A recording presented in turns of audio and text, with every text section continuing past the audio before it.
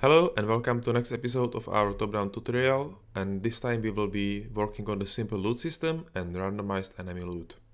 We will start by creating new actor component in the items folder. So let's right click in the items folder and click the blueprint class and find the actor component. We will name this component as BPC container, and we will use this component to extend any actor which can store something. So it can be chest, or it can be even the enemy which will drop something when we interact with him and it's dead. So let's open it and we will add a new variable there which will store the actors in the container. So let's name the variable as items. And we will use our asItem struct as a type of this variable, and because we want to store more of them, we have to change the variable type to array in the right menu. We also want to make this variable instance editable and expose on spawn, so we can change it in the game view. So let's click on the instance editable and expose on spawn and make it true. We need a function to open the container, so let's create new function and name it OpenContainer. And in this function, we will simply check what's inside the items and we will spawn it in the game. So let's drag and drop the items array and call its for each loop. So we can iterate over each item in the array and spawn it, and call this for each loop from the OpenContainer function. Next, we will call the spawn actor from class action. And as a class, we will select our BaseItem class. We will call the spawn actor from the loop body. And for the item, we will use the array element, because that's actually our asItem. Now we have to get spawn location, and for that we will use the navigation system. So let's get the navigation system. And from the navigation system, we will call the get random reachable point in radius action. Very long name. This action takes the origin location and the radius and finds out some reachable point within the radius, and that's where we want to spawn the drop item. For the radius, we can start with the number 20 as an initial value, and for the location we will use the get owner action, and that's the action which returns the owner of this component when assigned to some character or actor. And from this owner we will use the get actor location. This location will be used as an origin for the get random reachable point in radius, and we also have to connect the random location to the spawn transform. If you forget to do that, Unreal will print the error message as you can see it here. So connect the location to the transform and it will automatically convert the location to the transform type. So you have to shuffle things around to make it look nicer. So that's all for the loop body, and now we have to focus on the completed part of the for each loop. We have to remove the items from the items array, otherwise the player would be able to click again on the enemy and the items would be dropped again. So let's get the items and simply call its clear action and connect it from the completed part of the for each loop.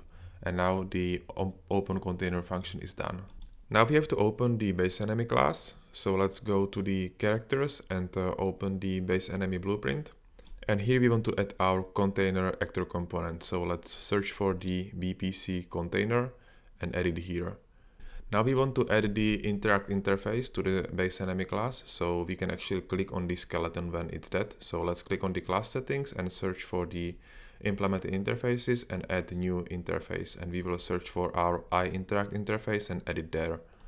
When we do that, we can open the interfaces on the left menu and the interact function will appear there. So let's double click on it to add new event interact. And here we want to open the container if the enemy is dead. So at first drag and drop the damage system to the screen and call its get is dead function to find out if the enemy is dead. And we have to get the branch from this boolean and call it from the event interact. Now we want to open the container in the true part. So let's drag and drop the BPC container actor component and call its OpenContainer function, which we defined a few minutes ago, and call it from the true part. Now we can go to the game view and click on the skeleton, and on the right menu we will search for our BPC container. And here we have the items array we have defined, and we can add new item there. And this will actually be item we will drop when the skeleton is dead. So we can, for example, add the apple there. So let's set the name to the apple, choose the flipbook for the apple, set the quantity to 1, and also set the interact action to item action pickup. If we run the game now and kill the skeleton, we can see that it doesn't work, so let's find out why. We can try opening the code which gets the object under the mouse pointer. So open the top-down blueprints and top-down controller, and there we will open the get object under the cursor, and here we can see that we only care about objects which are word static types. But our skeleton has a pawn type, and therefore this code doesn't work on it, and we cannot click on that skeleton. To fix that, we can simply add new pin to the make array and set the value to pawn. We can test it out by playing the game, killing the skeleton, and we should be able to interact with it. And it seems it works. We can see the apple there. The issue is that there is that weird glitch which moved the skeleton away to drop the apple. One way to improve the situation is to increase the radius from the 20 to 50 in the get random reachable point in radius. That way this function has bigger chance to return bigger number and not the number where the skeleton is. But we still have to somehow tell it to not return the random location overlapping with the skeleton corpse. The skeleton collision is currently turned off because we want to be able to step on it. But what we can do is turning it on temporarily before running this action and then turning it off again. That way the get random reachable point in radius will respect the skeleton corpse and will not try to put the apple into it. So to do that, we will use the get owner action to get the actor owning this component. In our case it will be our skeleton. And we will use the set actor enable collision action, and we will simply say that the new actor enable collision is true. We will make some space here and call this set actor enable collision before the spawn actor. Then we can simply copy paste these actions and call them again after the spawn actor, but this time we will make the new actor enable collision to false. We can try running the game now, and once we kill the skeleton we can interact, and we can see that the apple is there and it didn't move the skeleton anymore. We can also try dropping another apple by simply adding one more item to the items array in the BPC container, and again calling it apple, finding the apple flipbook, setting the interact action to item action pickup, and setting the quantity to 1. And if we run the game now, we should see that the skeleton drops 2 apples. So let's try to kill the skeleton, interact with it, and 2 apples appears. While testing this code further, I found some interesting bug we have to fix. Let me explain it to you. If you kill the enemy, go too far away, and then try to interact with the item, then we enter the infinite loop, and following error message will appear. If we examine the call stack further, we can find out that the issue is in the top-down character component in the begin overlap event. So let's check what we are doing there and how newly created code could affect that. At first, I will remind you what we are even doing here. The important part is the actor to interact with variable. This variable is set in the top-down controller blueprint anytime we click on some actor. If the main hero is not close to that actor, it will start working to it, and if it's close enough, it will interact with it automatically because we have clicked on it before. And this is exactly what the begin overlap event does here. This event fires when the character is close to the item and checks whether the item implements the interact interface. Then it adds the item to the close actors, so we can use it in the other parts of the code. And here we check if the item close to the main hero is really the one we want to interact with, and if it is, we will call the interact function. So why do we see the infinite loop in this section of a code? The issue is with the set actor enable collision we have added earlier in the OpenContainer function. Every time we enable or disable collision, it will generate the overlap event because the main hero is close to the items. And because we call it from the OpenContainer, which is called in the interact function, which is called from the begin overlap, we call the begin overlap repeatedly from itself, and Unreal detects that as an infinite loop. To prevent that, we just have to call the interact function here once for the given actor to interact with. To do that, we will at first select all the code in this event and right-click on it and choose the collapse to function. We can name this function as handle begin overlap. Let's open that function and see what's inside. We can make a little more space on the left side and check the input variables. And we don't need the 2 input variables, we just need the actor. And we have to connect it to the DasObject implement interface to match the original code. Now we are done in this function, it looks like before.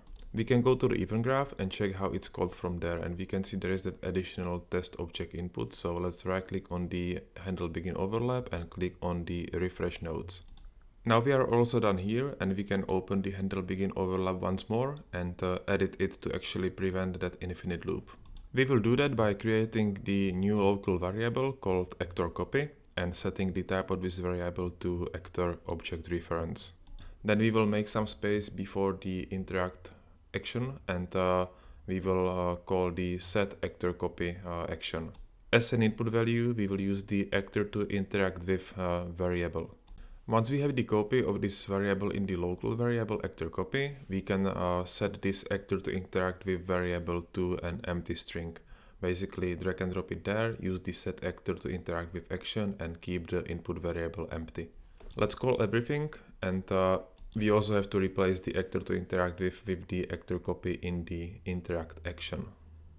Doing it this way, we can ensure that when we call the interact function, the actor to interact with will be set to empty value, and therefore if the handle begin overlap is called again from the interact function, the branch will never be true because we are comparing the current overlapping actor with the empty string, and this is never true. And therefore this breaks the infinite loop.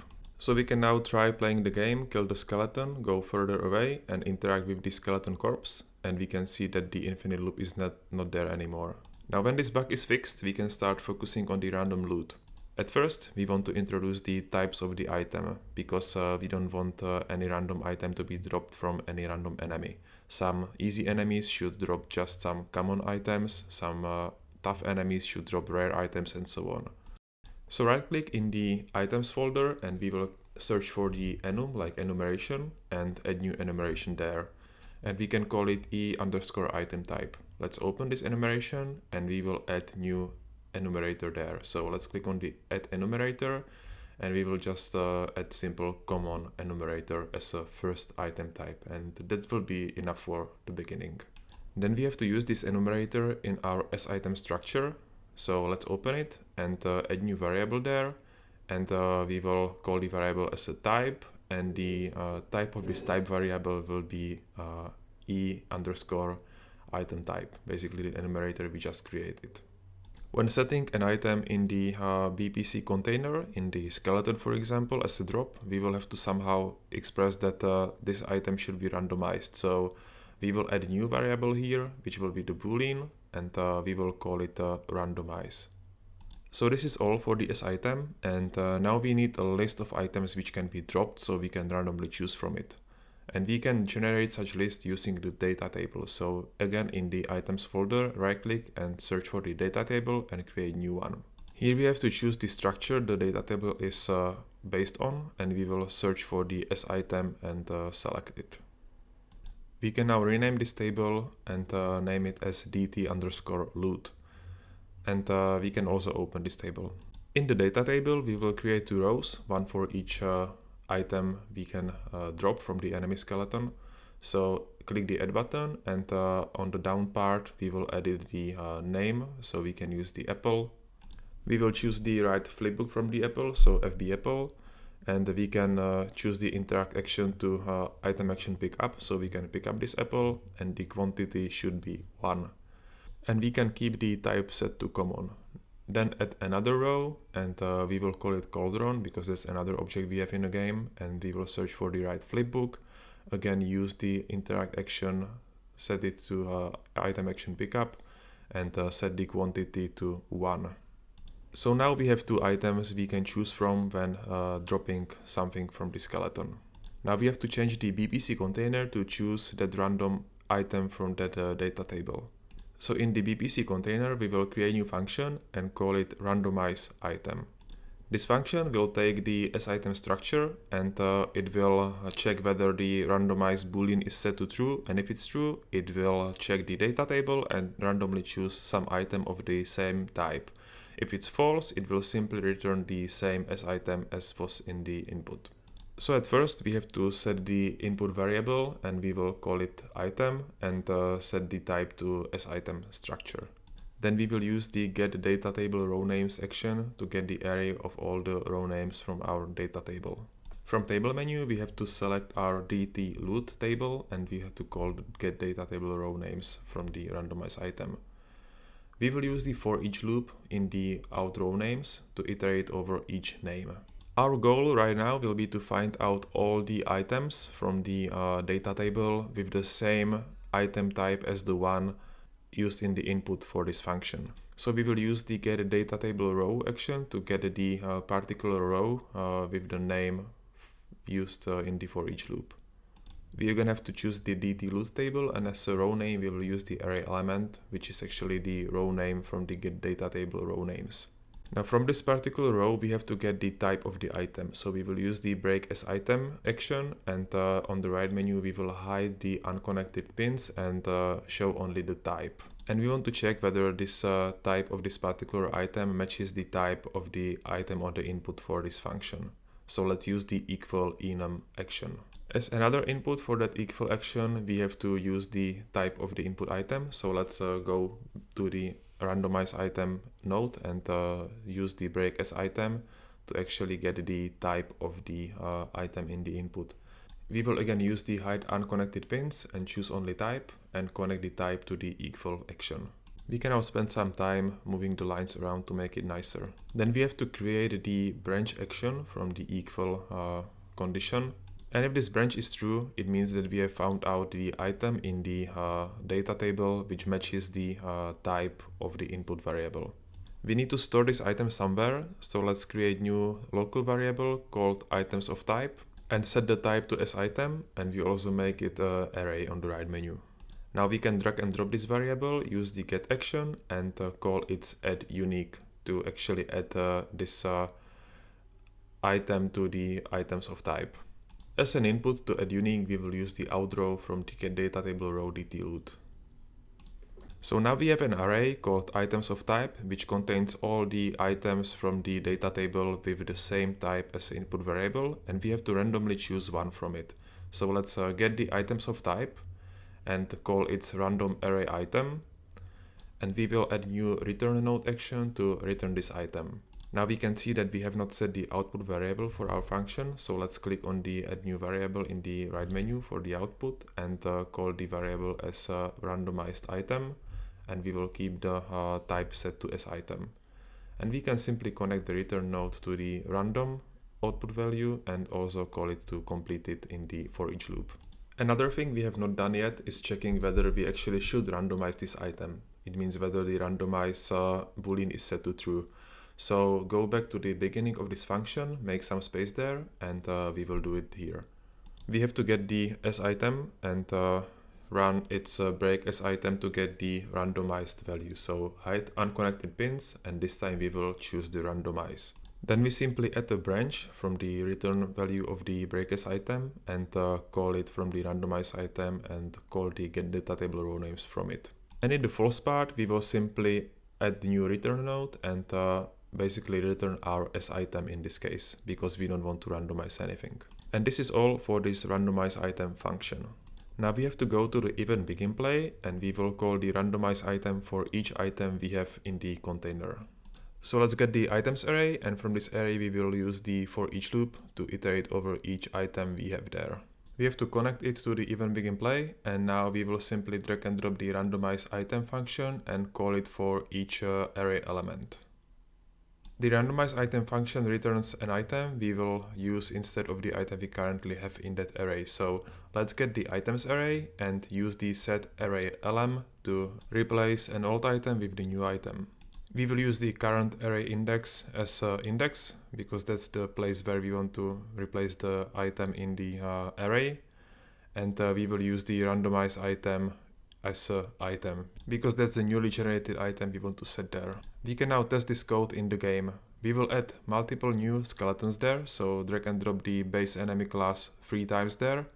And for each skeleton we will set the random drop. So click on the skeleton, search for the BPC container, and in the items we will add new item there, and we will click on the randomize. We can keep everything else as unset. And we will do the same thing for the other 3 skeletons, so I will just fast forward this process. We can now try running the game and kill all the skeletons, and if we manage to do that, we should see that the drops by the skeleton are random. So let's see, let's click on the first corpse and we get the cauldron. From the second we get an apple, then we get an apple, and apple and cauldron, so it's random. So that's all for this episode. I hope you liked it, and in the next one we will implement few small game features like blood drops, pushing the enemy away, and few more. So as usual, please subscribe and see you next time.